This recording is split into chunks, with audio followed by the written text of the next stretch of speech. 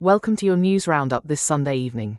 In separate developments, Russia has established its first naval base in Africa, while the US has delivered the first shipment of previously barred heavy missiles to Israel. Under a new agreement signed on November 6 but just made public this week, Russia will establish a naval logistics center and repair yard in Sudan.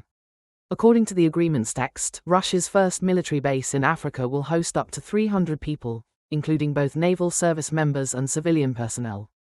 The base will be capable of hosting up to 4 naval vessels, including nuclear-powered ones. The agreement also allows Russia to transfer any kind of military equipment or munitions required for the base through Sudanese ports. Meanwhile, Israel has received a shipment of heavy Mk-84 bombs from the United States.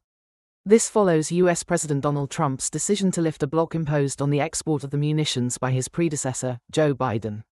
The Mk-84 is an unguided 2,000-pound bomb capable of ripping through thick concrete and metal, creating a wide blast radius. The Biden administration had previously declined to clear them for export to Israel out of concern about their impact on densely populated areas of the Gaza Strip. With such moves from external countries in mind, the Pope, currently recovering in hospital from bronchitis, has reiterated his appeal for peace around the world. He has asked for prayers for those affected by war in Ukraine, Palestine, Israel, the Middle East, Myanmar, Kiev, and Sudan, where ongoing conflict has resulted in the worst humanitarian and displacement crisis in the world. At the 38th African Union Summit in Addis Ababa, leaders have called for a halt to the violence and for the delivery of humanitarian aid to millions of needy people.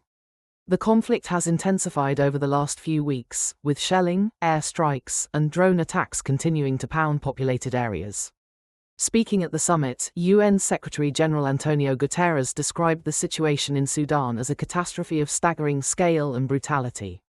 He warned that the war, now in its 3rd year, is increasingly spilling into the wider region, leaving a legacy of hunger, massive population displacement, and chronic insecurity.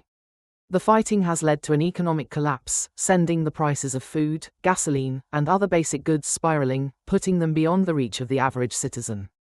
Mr. Guterres emphasized that the international community must now show the same level of support to the Sudanese people in their moment of despair, as the Sudanese people once showed to their neighbors in distress.